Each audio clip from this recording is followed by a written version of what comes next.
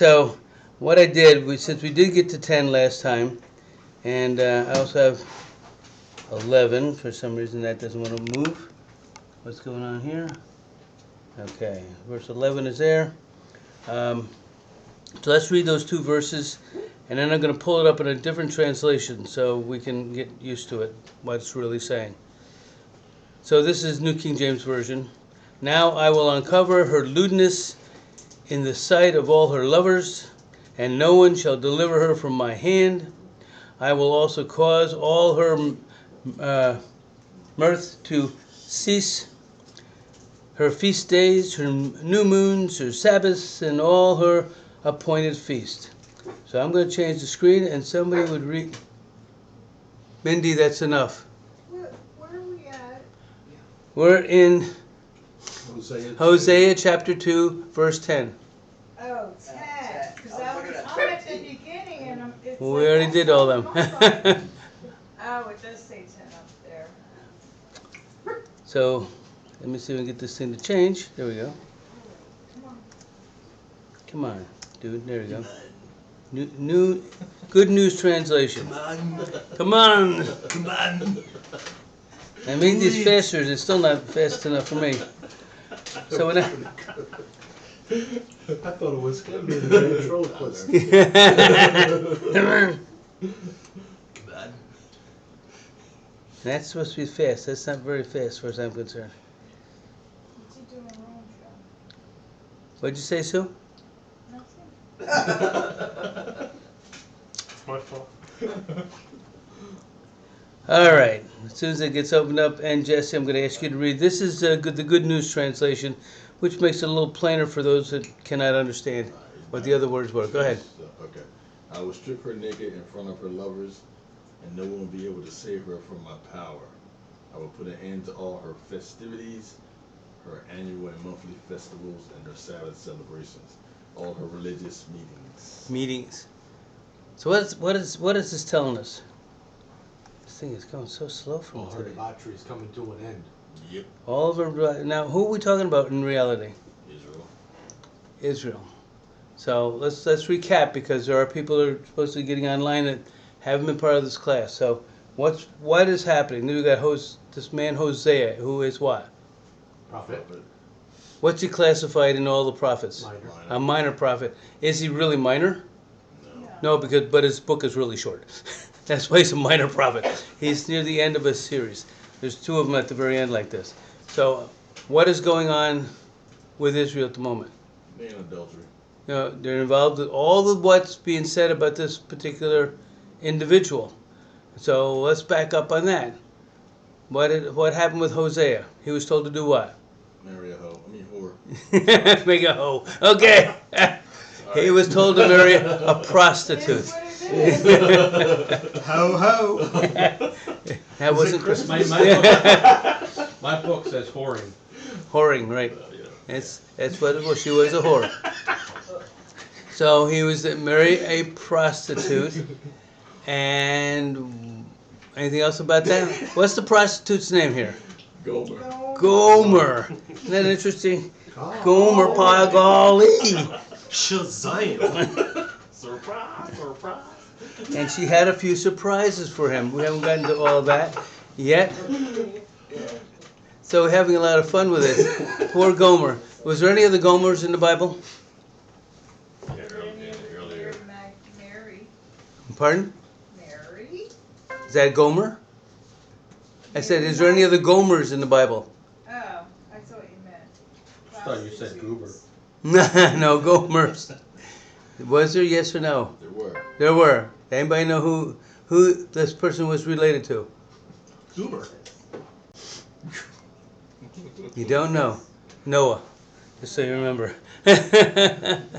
So we have this story. God is saying, I'm going to do what to poor Gomer? Or to Israel? Strip her naked. Strip her naked. In front of her lovers. Yep.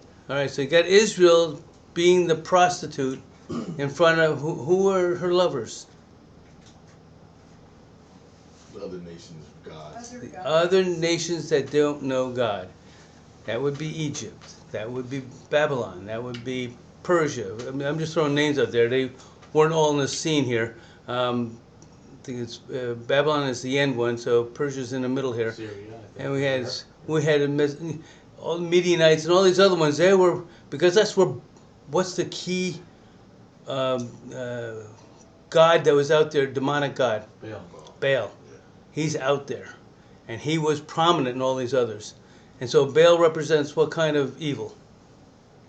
Abortion, or baby death, Child sacrifice. sacrifice, He also teamed up with another goddess, Ishtar. Ishtar, and she was the goddess of what? Fertility. Fertility. But you got to add some more stuff to that. Immorality. She was into, I'll make a guy a girl, and I'll make a girl a guy. That's what she was into. That's in her scenario. So all the stuff, this transgender stuff today, all goes back to Ishtar and Baal, or Baal, whichever way you want to say his name. I really should find out the Hebrew pronunciation of that. I've heard it both ways. So all of that's tied together. And when I get further on, I'll show you a symbol of Baal, which you probably have seen symbols very similar to it. And we were looking at the Oreo cookie. And when I was looking for symbols, I found the same symbols for demonic activity. In the book here I was looking at it, I go, wait a minute, that's the same thing that's on the Oreo cookie, isn't it? I'm going to stay away from Oreo cookies for now. I don't want to support their demonic activity. Have a Hydrox to. Okay, all right, we can do that. So we already said what's being said here. God is going to expose her to the world. That's what he's really saying. I'm going to expose you. I'm going to lay it all out in front of everybody. All your lovers are going to see your nakedness. In other words, he's going to strip Israel of everything. God will make it so she won't and can't attend any of her favorite festivities or festivals. She had a lot of things she liked to do. Did not the Jews create some of these different festivals? And they were fun to do. But also did Baal and also did Ishtar. They had these festivals. And people went and they had good times. They got lots to drink and lots to eat. And of course you get a little loose and you do whatever they tell you to do. Okay? They had male prostitutes and female prostitutes to service the priest and service the other people and make everybody happy. So nobody went away wanting. P. Diddy party. They didn't talk about diseases back then, unfortunately. Oh, I must not have fixed this one. And I will take my time and open up here, and I will destroy her vines and her fig trees, of which she has said, these are my wages from my lovers. It's wages that the lovers have given her. The lovers gave her fig trees. The lovers gave her vines and grapes. They gave her gold, that's also in here. They gave her all kinds of things. Not just to Gomer. This is to Israel. Israel, I mean, if you look at the history of Israel, and after this stuff, Israel got so plundered, it was a wasteland. It was a desert land. There was no fertility there at all. And yet, God brings them into a promised land. It was flowing with Milk and honey. milk and honey. It was a promised land. It was fertile. And then if you read through the history of Israel, it became barren. And it wasn't until around 1948 when they came back. All of a sudden, they've got the most fertile land going. They knew how to agriculture, knew how to do desalinate water, and got plenty of water in there. It's kind of cool. Even though today the Euphrates is drying up. Won't go there. I don't know if anybody's picked up that piece of news. Yep. The Euphrates is drying up. It's been for a while now. Yeah, been going down, down, down, down, down. A lot more than they That's one of the expected. miracles that the world is not paying attention to. Right, and it's a prophecy. It was prophesied, and I forgot to look it up. I was going to look that up today and tell you where that was. The beasts of the field will be eating all the fruits that they used to have, all the things that used to make Gomer, but also more importantly Israel, prosperous. Come on, next one. I'm sorry. I thought I'd gone back and fixed all these. When I get to the other ones, they are fixed. For the days of Baal to which she burned incense, and she used the gold and silver, I'm just going to paraphrase ahead of it. She used the gold and silver that she had, even the wood, to make idols. To make idols of Baal. And there's, again, I do have one image of Baal, which will be in one of the slides here, of something that you've seen. And they're trying to realize that was an idol of Baal. But she forgot, says the Lord. And I don't know if I put this on my next slide or not, but I think this world has fallen into the same thing. We have a lot of people that say, I'm a Christian. They don't attend church, they don't pick up a Bible, they don't pray. Oh, but they're Christian. Well, no, they're not. They're nothing. They're worshiping themselves or worshiping something else or worshiping an idea, but it's not God. Because to worship the Lord, you need to be worshiping the Lord. You need to do something in His way. I mean, some people I've talked to, well, I'm a Christian because I'm not a Jew. I'm not a Muslim, so I got to be a Christian. Or my great-great-grandmother was a devout Catholic, went to Mass every Sunday. Okay, did she read the Bible? No, just did what the priest told her to do. Again, did you know the Lord? Again, we talk about this, for anybody that's online, we talk about this as a relationship. It's not a religion. So that's part of the problems. What was going on with some of these conquering nations with Israel? It's not in any of this text. I'm just What do you asking. mean what was going on? What was going on when these nations took over? Everybody was always in war with one another. Not always. That's if you Yeah, read through Hosea and Amos, you find they weren't really at war because Israelites were they had everything. They adopted the customs of the nations. Right. And they started praying. That's to what their God got upset with. They're worshiping the gods of these other nations. That's what happened to Solomon. He lost his grace with God because he had all these wonderful women. How many was that now? A whole lot. A whole lot. Like 1,300 concubines as well, or something like that. 1,300 concubines. You went to 300? Solomon had a lot of women, bro. He had a lot of women. He didn't have enough days in a week to take care of all that. But he had all these women. But what he did is to appease them, he let them worship their gods, and he filled Israel with these temples and with these statues and all these other things. And that was some of the things that the later prophets told the sons of Solomon, you go tear these poles down. You tear that down. Ashtar, many of the Ashtar mostly, but get that down. Tear down the temples to Baal. Because these were things driving people away from God. Because God is the one that takes care of it. I meant to bring down a quote I got from Jeremiah. I just saw somebody put it up online from the book of Jeremiah, and I can't remember what verse it really was, but it was important because it tells us that we need to keep following Him. I'm the one. I am your God. So I'll find it afterwards. We'll bring it down. What was God saying in that last verse 12? It was 12 and 13. I will punish her for the days of Baal to which she has burned incense. She decked herself with earrings and jewelry and went after her lovers, but we forgot. But me she forgot. So she went after her lovers. That's talking about Israel. Israel's chasing after these people who have taken over. These people who have seduced her. These people who have plied her with things. Now, you see this happening today. So if we give a small country a lot of money, they're going to fall down and say, oh, America, okay? But we don't give them the foundation to go with it. Eventually, they're going to find out if I bow down to this enough times, I can go over here and bow down to that, and that's good too. I can bow down to Russia next time, or I can bow down to China the next time, okay? They bound out, well, you look at it that way. You look from Great Britain and on through. Great Britain was the strongest nation in the world for hundreds and hundreds of years. It had a navy that was second to none. Second to none. There's only one other navy. The one navy eventually got bigger than them, and it was called the White Navy, which happened to be the United States of America. And then our president at the time had all the ships painted white. He said, I carry a big stick. So, that was Roosevelt. He's the one that changed the course of everything. And when World War I and World War II, we were out there outdoing everything everybody else was doing. Again, this is just a sidebar on my part. It's because at that point we believed in God.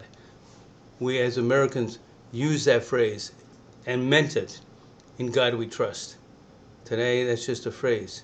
In fact, if you look at the brand new quarter, that just came to my mind. If you get a 2025 quarter, you look at it very carefully. 2020, 2022, 2023, 2024, and all the older ones, you will see George Washington facing the phrase, in God we trust. 2025 quarters, he's got his back to it. That just came up the other day. Somebody pointed it out. Look that one up. Yeah.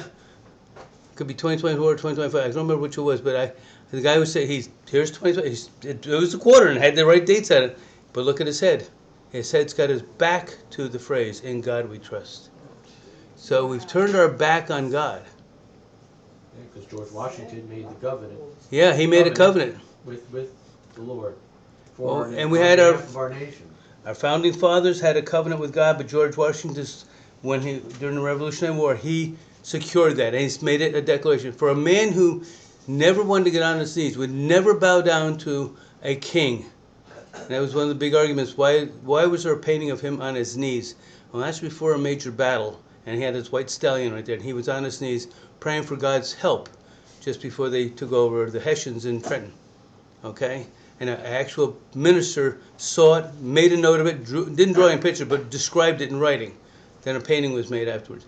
But the argument was, well, George Washington said, I'll never get on my knees before any authority over me again. But that's an authority way above him because he made a covenant with God. So yeah, that makes sense that he would have been on his knees for God. Give me some strength. And he had soldiers that are falling down right and left. I wish I had my buddy Mark, because he did his thesis at college on the Revolutionary War, starting with Trenton.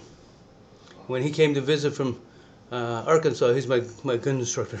When he came in from Arkansas, he said, I gotta go to Washington. I gotta go. Oh, sure, right, no problem. Drove up the road, and he's telling me what was there before we got there. Then we started to read and say, yep, I told you that, yep, I told you that, yep. And they walked over, and this is where they crossed, and he's starting to show how it happened. I said, wow. He said, well, I wrote a whole thesis on it. And how George Washington, trusted God to get him there. Even though half his soldiers were laid up with frozen feet and other problems, dysentery, and yet they got across, they beat the Hessians, surprised everybody, turned the war, changed the war. Anyway, I'm sidebarred, sorry about that. All right, whew, I get too excited. Symbols of Baal. I put that down, there's pentagons and other symbols. I actually pulled up a pentagon and I said, whoa, I've seen that.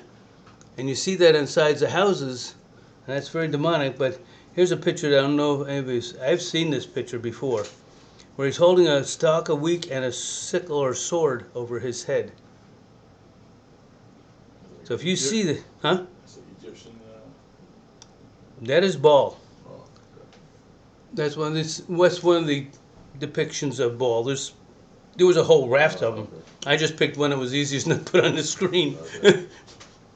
So there's so much there, and we're seeing these symbols, somewhat modified at times, but that's what it is. He's trying to say, hey, I'm in charge of this harvest, and yeah, I'm in charge of you, and you're going to do what I tell you to do. What was that? Oh, Brakes. somebody's brakes? Huh? Someone's brakes? That sounds like somebody's brakes. Not my car. Hopefully not. They get that fixed. So again, I was going to put the symbols up, but I don't want to contaminate my own electronics here. I don't know what's going to be, because you look at the Pentagon, you look at these things, that's a star-shaped symbol. It's not the Star of David. It's got things within that. You look at, you're going to find some of that on a dollar bill, believe it or not, but you also see the Illuminati on the dollar bill. Yeah. The eye coming out of the clouds. That's part of the Illuminati. And that's, again, that's an occult. That's ungodly. So I don't know if Jimmy's looking up pictures, but you may not be happy with all the things you find. All right. Keep on. Oh, slow motion again. Israel's running away from God. Her harlotry, again. Against. Yeah, I'm trying to read ahead of myself and it's not working. Against God are over. So he's making a point here in verse 11 and 10 and 11. It's all over. I will push her in the days of old. We've already said that's verse 13. Therefore, behold, I will allure her, will bring her into wilderness. That's our next verses we're going to look at.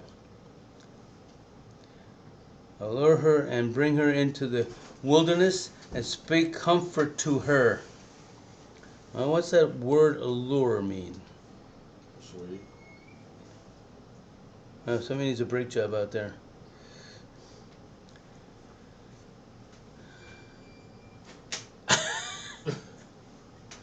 Persuader? It means persuade. Yeah, allure means persuade, but now you think about it. God could have driven her. He could have commanded her. He could have forced her, but instead he, what? What's the word? He allured her. In other words, he enticed her. He said, come on. Huh? He smooth talk. Okay, smooth talker. There you go. He smooth talked her to get her over to where she's supposed to go. I am so sorry. I thought I fixed all these. But he allured her. Let me get to the next. Maybe the next part is better. Nope. I will give her vineyards from there and valley of Acor, right, as a door of hope, and she will shall sing there as in the days of her youth. So God is going to restore Israel. That's what his promise is. Hasn't done it yet.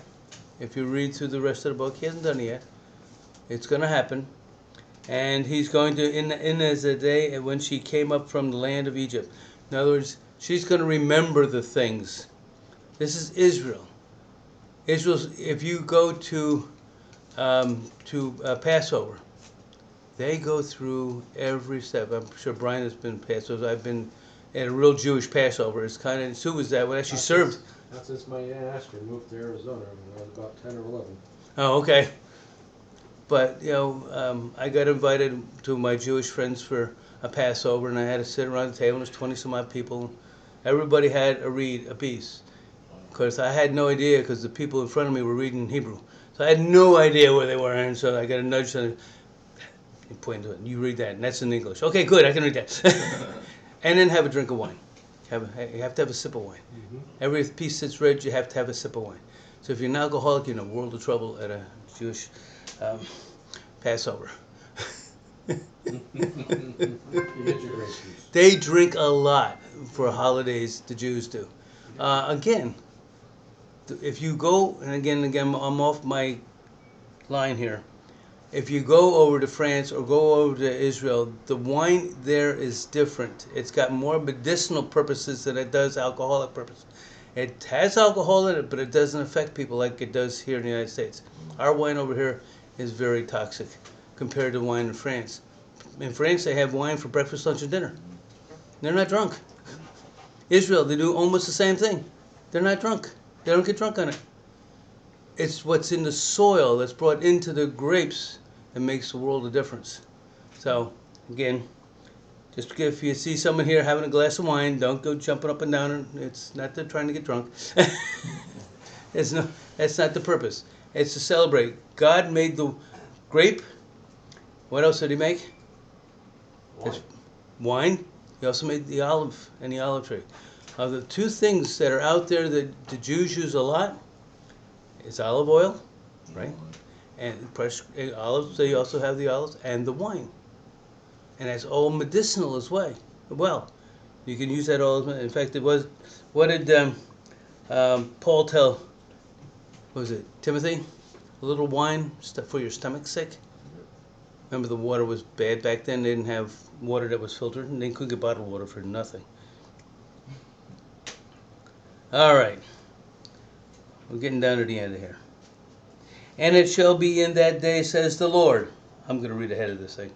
That you will call me my husband, and no longer call me my master. I'm going to stop with that. It shall be in that day, says the Lord, that you will call me my husband, and no longer call me my master. What's the difference? Isn't the husband a master? His family. That's a prophetic future. Okay. Is not the husband the master of the household? But aren't the husband and the wife one? Ah, good. Yes. Together they should be the one entity. But in the end, if you read all through Scripture, the husband of the house is the head of the house, and he will be responsible for the entire house. So whenever the wife messes up or the kids messes up and they're still under the house, God's going to look at the husband. Why didn't you do what you're supposed to do? And if he's listening to God, he'll hear that. He'll have, "Ooh, I messed up, Lord. Sorry. Okay, how do I fix it?" All right, and he finds God always works out a way to make that happen. In this case, he's not talking. He doesn't want to be called the master anymore. He wants to be called the husband. Why?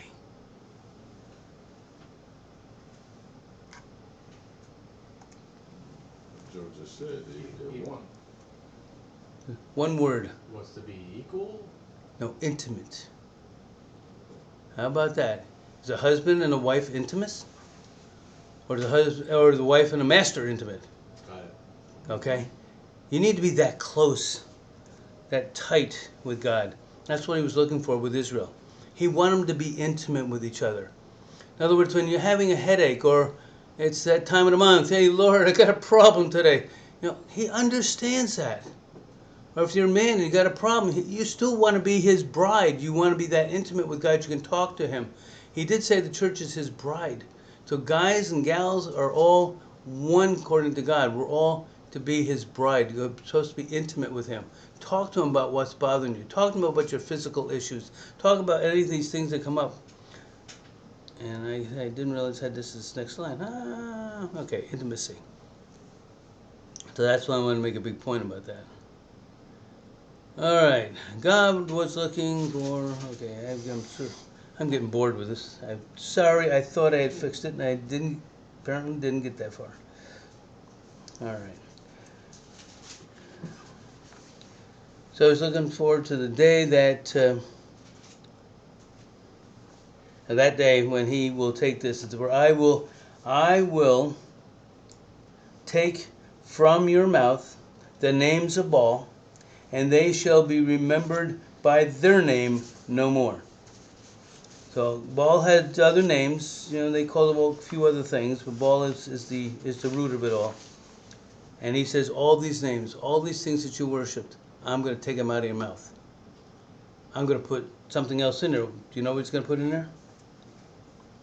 Let's see if it comes up.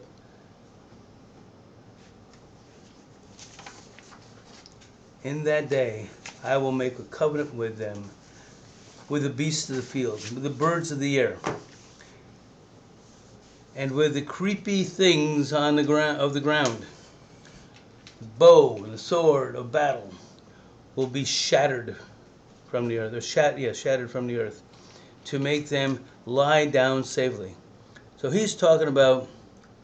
Revelation. Yeah, he is. He's talking about Revelations. He's talking about the end times. When we see the lion and the lamb, eating together, lying together, being together. Imagine a day you can walk out to a humongous lion. "Hey, kitty, how you doing?" Stroke its head. Wouldn't that be kind of cool? I saw a video of a guy who wasn't paying attention to a large lion, and the lion just took his head off. But that's all right. Kitty wasn't so a friendly kitty. But there's a day coming when we have that. We don't worry about the bear. We don't worry about any of these animals, any of these other things that can be harmful to us. We'll be walking on serpent's head, which is something my wife would love. She doesn't like snakes. She hates snakes. She said they're serpents, so far as she's concerned. They're devils. So one day she'll be stepping on her head. Not a problem. I was just reading reading Genesis yesterday. Somehow I got on, for reasons I don't want to discuss, but I was looking at 1599, I think it was 1599, Geneva Bible. Okay, there is a Geneva Bible. And Eve, when serpent was trying to discuss with Eve, are you sure you're not supposed to eat that fruit? She's explaining how the fruit, and they used this word, they used the fruit is their meat. Right. Yeah. Yeah. That would be. And so this is the scene here is everybody will go back to being Yeah. fruit eaters. Fruit eaters and vegetable eaters. You'll eat the grass. There's nothing wrong with them. I really enjoyed my mother would go out and pick dandelion greens, and we had that in her salad. You know, as long as she didn't fertilize the ground or put some weed killer in there, it was okay. It was pretty good stuff if you cleaned it right, knew what to do with it. Yeah, fruit and vegetable was the first food for man until he fell. Right. Then God instituted meat after that.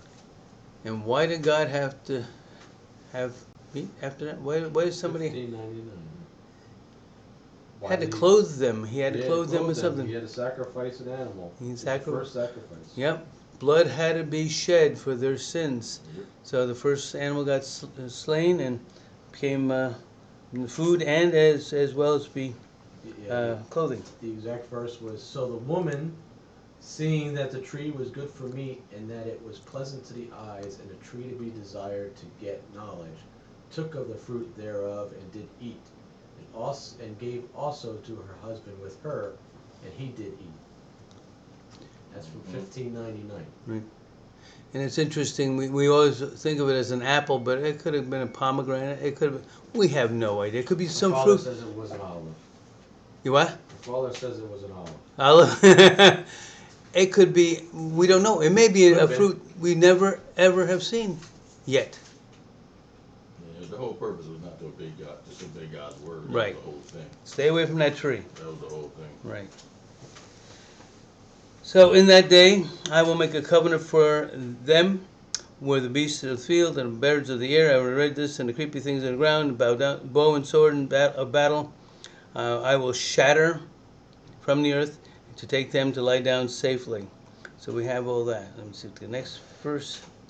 This is, how is this like the first covenant? What was the first covenant? Man had dominion. Man had dominion. So the dominion is being restored, and Jesus will be running the show in that time frame. Well, the first covenant was with Adam. Mm-hmm. So we go back to Adam, and so all these things were happening. The beasts of the field were eating the grass and everything else. Everybody's getting along together until the first sacrifice. Then for some reason, blood became tasty. And animals decided eating the animals, killing other animals. Humans were killing of the other animals. No, God instituted. It was kind of like, think about it, since God knows everything anyway, the animal's blood was innocent. So instead of killing man until Jesus came, God made the animals to be a covering until Jesus came. Mm-hmm. Something to think about. Yeah, because the animal was innocent. It did not. If it attacked you, that was different. You're saving your life. But they would sacrifice an innocent, pure animal. True? It was supposed to be one without blemish. And what was Israel doing? The wrong thing. Wrong thing. They were taking, oh, well, that sheep's no good for me, so I'll just take it and offer it a sacrifice. It's got a broken leg, or it's got this bruise, it's got that. They forgot the purity of what God was saying. And so this is some of the failures of the Israel nation. It's same as some of the failures we're doing now as the Christians. We failed to go all the way with God. We only want to go halfway. Oh, it just make me feel good today, Lord. I don't need to do this. I mean, I can sit here and just tell you story after story of people, things I see, things I've had to deal with, where people just want to go just so far. All they want is God's blessing without any commitment. Okay? If you want Christ to work in your life, you got to make a commitment. You got to be willing to go that extra mile. You know, if he's called you to preach, Jesse, if he calls you to preach, you need to get up and preach. If he calls you to teach, Brian, you got to get up and preach and teach and do your thing. Do what you're called to do. And we got Joey, and we got Jimmy, who can sing. So we need Jimmy to help out with some of the singing. So we need to actually probably introduce some singing on Tuesday night. But we need to do the gifts that God's called us to do. I know one other person has a gift in singing, she just won't acknowledge it. I've heard her voice. So, well, I won't pick on her, but that's right. She's sitting over in the corner. No, not me, honey. Sue likes singing a solo, nobody can hear him, but that's all right. Yes. If I need a mime or some sort of soundtrack, I mean, somebody to do a voiceover, I'm going to use Joe. Make me sound like, Rodney Dangerfield. Okay, anyway, that's crazy. 19, we're almost done with this chapter. I will betroth you to me, what's the word? Forever. Okay, God has betrothed, he has never walked away from Israel yet, has he? He's had to spank him a few times, but he's never ever walked away from Israel. And he also promises, I will never leave you nor forsake you. That's what he tells us as Christians. So we need to remember that. We have God on our side. We need it yeah, right. I want to say Robbie, and that's not the right name. But, oh, jeez. Rabbi. Why am I can't think of his name? John, yeah. Jonathan Kahn. As he just said, I saw him on a video today. He says you got to stand up and take authority. Stop sitting around and waiting for God to do something. You got the authority. He gave it to you. Say it. Do it. You know, if you need health, you speak health. Just speak health. Don't say, oh, I wish. No, I am healthy. I'm going forward. This is not a problem. Okay? Speak health. I got a job. I hate my job. But God's got a better job. He's got to speak a better job. He's going to get a promotion. Yeah, I'm pointing to you, Joe. The same thing with June. He's got to speak it. This is what God told you to do. Make sure you're within his will. That's part of another message coming up. Within his will. Is this what God would really want? Does he want me to benefit? Want me to be a better person? Want me to be better off here? It could solve a lot of problems? Then speak it. Walk it. God will do it. He promises that. That's in his word. We don't have to run around saying, oh, God, please. No. Hey, thank you very much. You know, when I was having problems many years ago, I said, God, I rebuke that. So, Lord, thank you. Thank you for touching my heart. Because I had high blood pressure at one point. And it went away. Thank you for touching it. It went away. Thank you for doing that. It went away. My eyeballs didn't go away. They stayed here. But then again, he gave me a shot in my eyes. So that was the alternative. And I thank him he's not going to have to do that again. It's no fun seeing a needle coming into your eyeball. Because that was better than what my best friend growing up was. He was worked at GE and he got slag from welding into his eye. So he's laying on a table and he said, all of a sudden I'm seeing the floor. I haven't moved my head at all. They popped his eyeball out, took all the slag out, and popped the eyeball out. He had a big black eye. But all the complications were gone. All that metal was gone. They can actually pop your eye out and clean it and put it back in. Okay. Is that a visual voice? Yeah.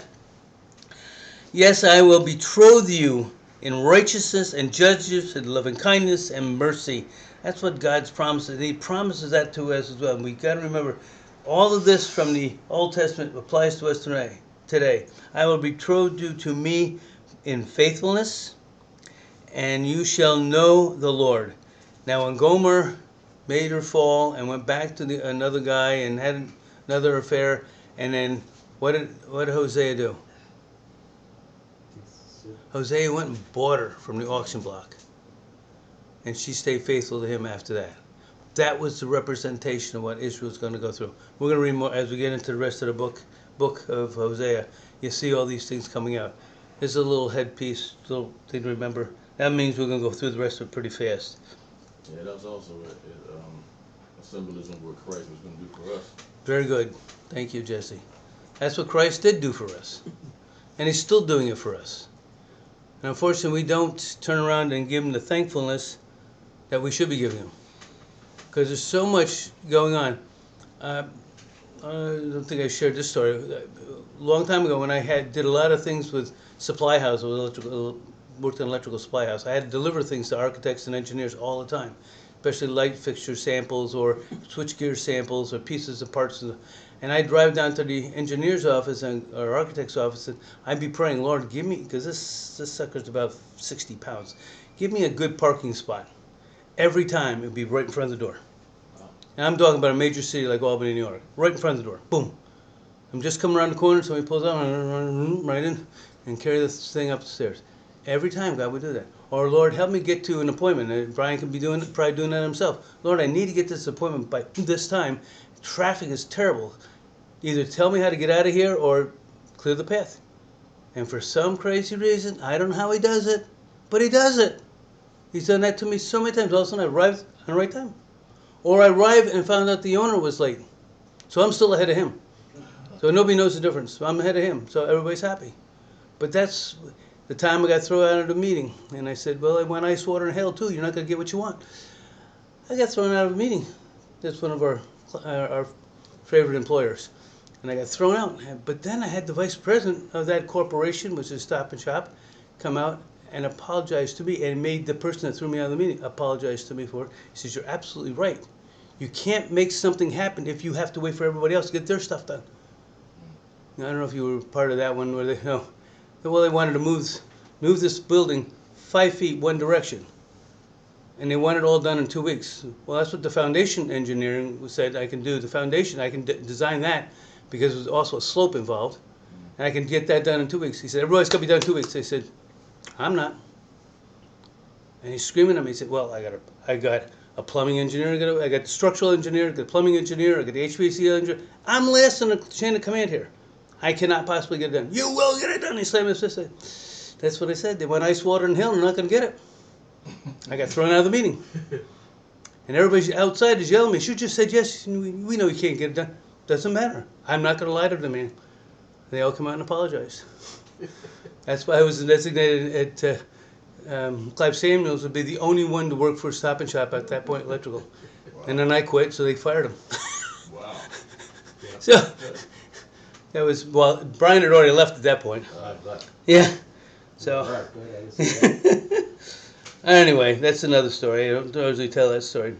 Fun days. But when you trust God for everything, you don't have to worry about this, the nitty-gritty stuff. What does this all mean? We have a God that loves us and cares for us. It shall come to pass in that day that I will answer, says the Lord. Well, I will answer the heavens, and shall answer the earth. That's in verse 21. That's what it means.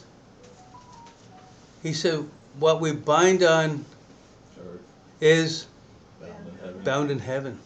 And what is bound in heaven, bound on earth. We have that authority and we don't use it. Not at all. Not at all. We need to. We can.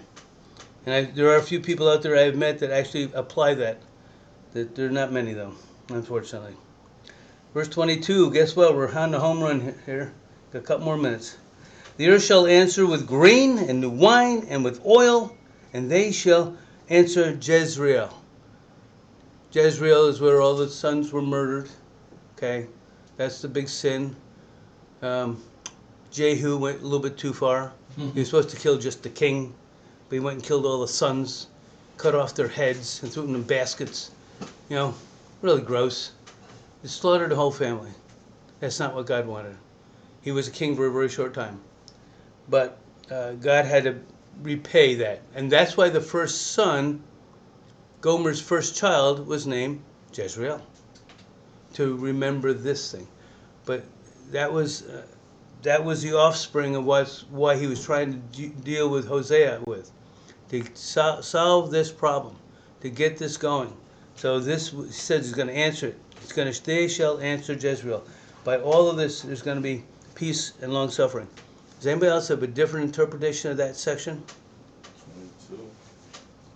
22. Mine says, I will plant her for myself in the land. I will show my love to the one I called not my loved one. I will say to those called not my people, you are my people. And they will say, you are my God. Isn't it 22? That's 22 we're talking about. Oh, 22, not sorry, 23. my Lord. And the earth will respond to the grain, the new wine, and the olive oil, and they will respond to Israel. Anybody else have any commentary on that part about it, Jezreel or the oil? And they shall hear Jezreel. Hear Jezreel. Okay. Just like the world is hearing what right now? What just happened? 1 year ago. Israel. Hmm? The attack on Israel. The attack on Israel. The what's it called? The Golan Heights. That's going to be redistributed real quick. Soon as Benjamin Netanyahu gets it done, he's going to split it in 4 parts. He announced that. I just saw that on the news. I'm going to split it in 4 pieces. And we're going to monitor right down the middle of it. So if we see anything wrong, we're going to kick them out. Because if you know where the Golan Heights came from, that was an invasion. From who? Battery running low. Where did the invasion come from? What was the group that invaded him? You should know it. Philistines? Philistia. Right. They invaded Israel. And that's why the Romans gave it a new name. Palestine. Palestino. Okay, so Palestine is not a nation. Never was. It's a slap in the face of Israel. So that's kind of, guess what? They're going to take care of that pretty soon, because Benjamin's going to wipe out. He's wiped out a lot of the other ones. And yes, innocent people are getting hurt in the process. And that's because Hamas is the one putting the innocent people in front. Yeah, cowards they are. Yeah, they are. You notice when you look at any of the leaders of the Hamas or any of those people, they're covered up. The only thing that shows their eyeballs. Yeah. Okay? Because they don't want to be recognized. Because they know what they are. All right, that's the sidebar. Again, sorry. Anybody get on tonight? Yay, we got people on. Who's on? Sandra? Sandra, you on? Can you tell? She was. I don't think she is now. Oh, okay. All right. Anyway, let's get to the last verse here, and then we can call it a night, maybe. Then I will sow her for myself in the earth, and I will have. I'm going to read that here. It's easier. And I will have mercy on her who had not obtained mercy, and I will say to those who are not my people, you are my people. And they shall say, you are my God. Who are we talking about? Now, wait a minute here. I thought we were talking about Israel. Millennial. Millennial kingdom. It's the millennial kingdom. We've now jumped ways ahead again. There's another passage in the Old Testament where God said to the prophets that the Gentiles would become part of my people. So we weren't born Jews. None of us, I don't think anybody in here was born a Jew, although Brian is born part Jew. Yeah. He's a half Jew. That's right. But he's a beautiful Jew. There you go. Praise you, God. I can pick on him. So nothing wrong with any of that, because we are now half Jews. And as Brian says in my next sermon, I'm going to put it in my footnotes when I go to close to tell people why I say that. There is a scripture verse out of Galatians. So we'll find that verse, we'll put it in there, and make sure people understand. When you become a Christian, you become joint heirs with Jesus. That means you are part of his family. Yes. You know, you are his brother or Part of your the sister. descendant of Abraham. You see the yes. And well, Jesus is definitely a seed of Abraham. Okay, he comes from that lineage all the way through. And Jonathan Kahn is a descendant of Aaron. He said, I can trace my lineage back to Aaron. So that's pretty cool. The fellow I worked with up in Albany, his name was Moshe Ben Shmuel Haleben. He was Moses of the house of Levi. And he was actually killed by the Germans. Well, actually, he survived. It was his mother and father, his sister, his brothers, his any other members of the family. He watched them all be executed. He survived. He was a Polish Jew. He spoke 7 languages, could write in 5 of them. And yet he was belittled by the non-Jewish owners of their engineering firm and treated very poorly. And when we went all electronic to AutoCAD, he was Brian would have loved him as a draftsman. Brian, he could stand there without the straight line. I need to put this much in that spot, and he would handwrite it all and make it fit. Wow. He was talented, very gifted, but because they wouldn't give him the time to learn AutoCAD, we don't need you anymore, and I fired him. So that was kind of sad. So I left him too. So anyway, that's the last of those stories. I have a quick question. Sure. Throughout this Hosea, there are a few spots where it says, it talks about corn and the wine. Jumping ahead in chapter 7 here. We're not there yet. It says, and they have not cried unto me with their heart. Well, because it speaks of corn and wine in chapter 2. Right. So it brings it up again here in chapter 7.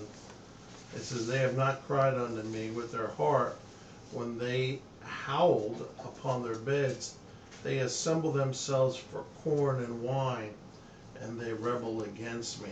So what is, since it's brought up at least 2, I think 3 times in this book, about corn and wine, what is he really saying about Well, what do you corn think and it wine? means? What would you think? I don't know. That's why I'm asking. What's the purpose of wine? What's the purpose of wine? Not to get drunk, so don't go there. What's the purpose of wine? But it's used here in a bad sense. Yeah, it's not truly a bad sense. We'll get into when we get to 7. We'll get to that, but it's not truly a bad sense. It's what they don't have that they really need. Corn represents something to eat to help your body. The wine also is something you pour with olive oil, and with wine you can cure a wound. You can use it for medicinal. It also can make you happy if you're sad. This is chapter 7, verse 14. But it says, and they assemble themselves for corn and wine, and they rebel against me. So it's used in a bad sense. God is saying they use corn and wine to rebel against him. Or is he saying or is he saying it that I'm giving you corn and wine, I'm feeding you, and I'm nourishing you, but you're still rebelling against me? Let me just see. I think the problem is the first few chapters of Hosea is a quick summary of all of Hosea. All of it, right. And then the subsequent Just a preamble. chapters I should have said that. get into the detail.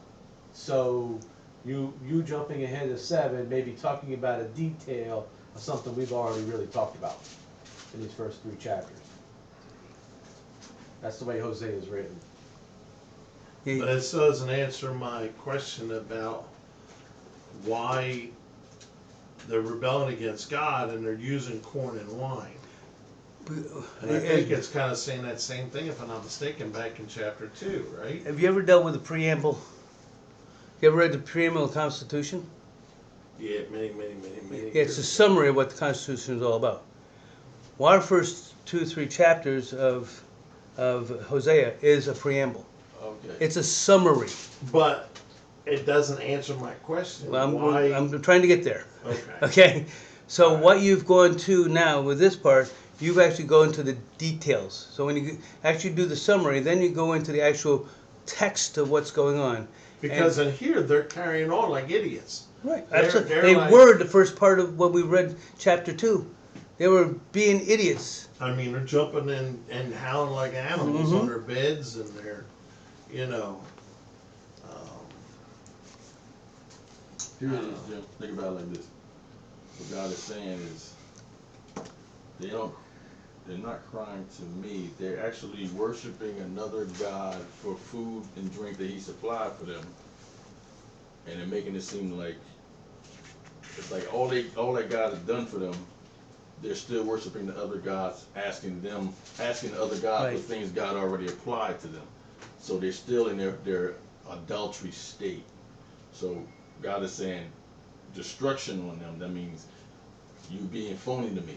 You coming to me like you really want to be with me, but you still accepting or worshiping these other gods. It's like they're playing the fence here. so you're saying this corn and wine is from It's like idol worship. God. Yeah. The idol worship Yeah, was, it's the idol worship they're doing. which is what we read in first part of chapter 2.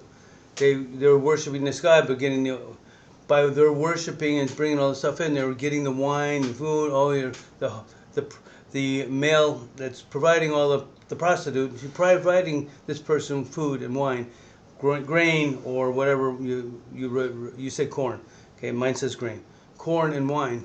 So he's providing it. Well, that's primarily through her worship of the devil, not doing right. That's what they're saying in the last chapter you just read, chapter 7. You're just emphasizing, making it, building out what the whole story is all about.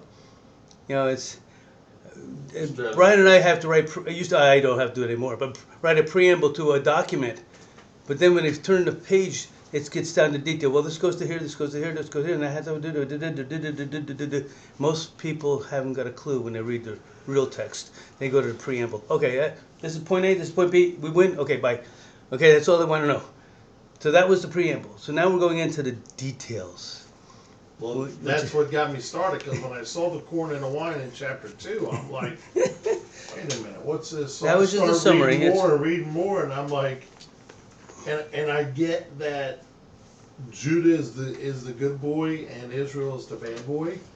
At least that's what I'm Well, they're both reading bad in boys. this. No, they're both bad boys.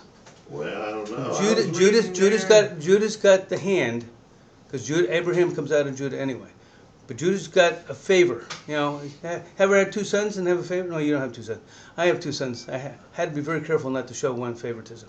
One was a lot smarter than the other. A lot more talented than the other. But I had to be careful not to show it, because if I did that, then I'd set division in my own house. So here we have Judah and Israel have both sinned against God. The favorite of it is Judah. Out of the house of Judah comes what? I already said it. Abraham. And from that seed comes Jesus. All right? All the way down the line. Out of Jerusalem is the city and the peoples. But the core of the leadership is going to come out of Judah. That help at all? A little bit. Okay. A little bit. I'm going to read you from what mine says. I'm going to start from 12. It says, What version are you reading? I'm reading out of King NIV. James. NIV. So we get that clarity. Verse 12, it says, when they go, I will throw my net over them. I will pull them down like the birds in the sky. When I hear them flocking together, I will catch them. Then it says, 13, woe to them because they have strayed from me. Destruction to them because they have rebelled against me. I long to redeem them, but they speak about me falsely. 14, they do not cry out to me from their hearts, but wail on their beds. They slash themselves, appealing to their gods for grain and new wine, but they turn away from me. That's 12 to 14.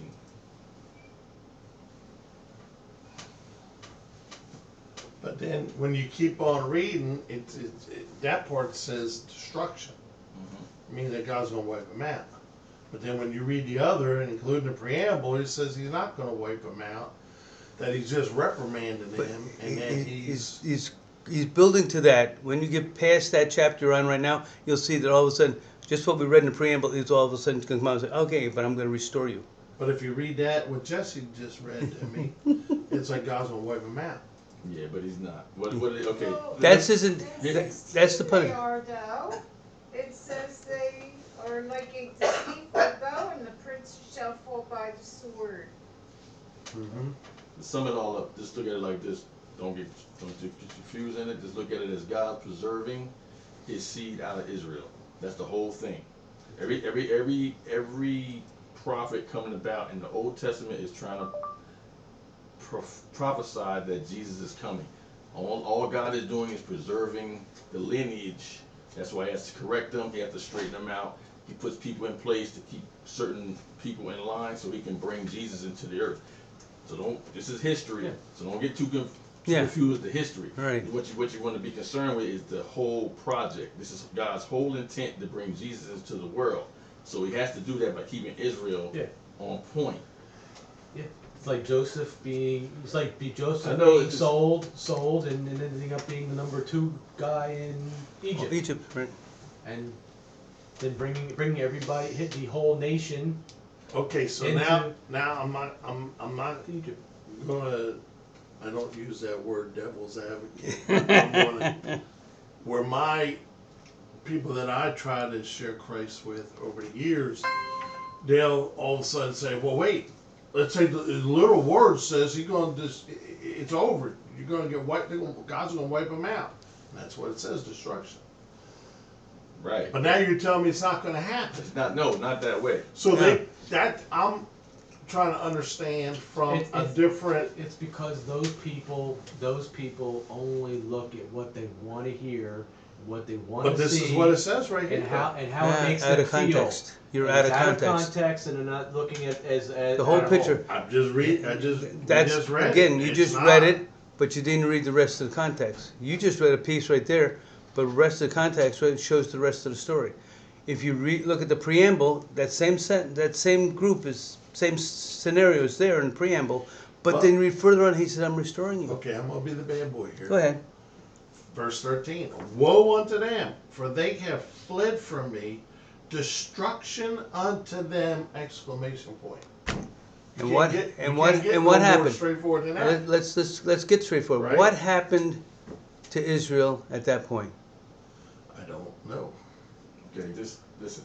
Doesn't matter, You gotta but look at everything from what God's intended plan for Jesus to come in the Old Testament. Think about it. The whole setup is, if Psalm 115 says, heaven was made for God and the earth was made for man, God knows everything from the beginning to the end. So in order for Jesus to come into the earth after Adam fell, He had to come into the earth legally. Satan came into the earth illegally by taking the body of a snake.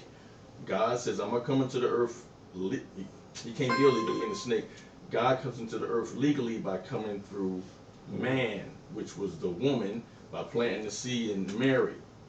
All right? So God's whole intent was to bring authority back to mankind through Jesus on the cross. The blood shed was to cleanse everybody up. You get saved, now you're clean.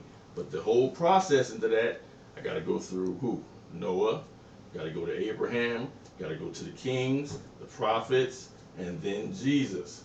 So Israel, in that time frame, was His nation. He wanted the nation of Israel to represent Him in the earth. Israel couldn't do it. They kept messing up. That's why He kept sending prophets to them. Get it right, get it right. Then He said, okay, I'm just going to send the prophets now. Prophets come through. Look, Messiah is coming. I need you to get your act together. I need you to preach to do what they need to do. I need the lineage to stay correct. That's why He was sending prophets in. Send the prophets into the people. Make sure the lineage stayed clean as best possible until Jesus came.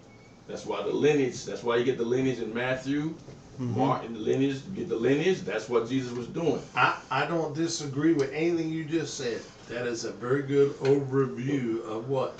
But what I'm saying is at this moment and at this time, he's saying, I'm going to wipe you all out. I've had enough. But that's just... That's what he said, right? I got it. Right? But it's So only- am I right? But it's only the cleansing part. You got to remember It what I'm says it saying right here. there. It's clear. But doesn't he change his mind and repent? What He says he Wait a minute, does. wait a minute. Oh, don't go down that road because then my atheist friends will say, oh, wait a minute, God changed His Well, mind. you can shut I that thought down God easily. can't do that. You can shut that down easily because they don't know the intent of what God said. They're going by what religious teaching. You know the intent of God's whole plan in the earth. The whole plan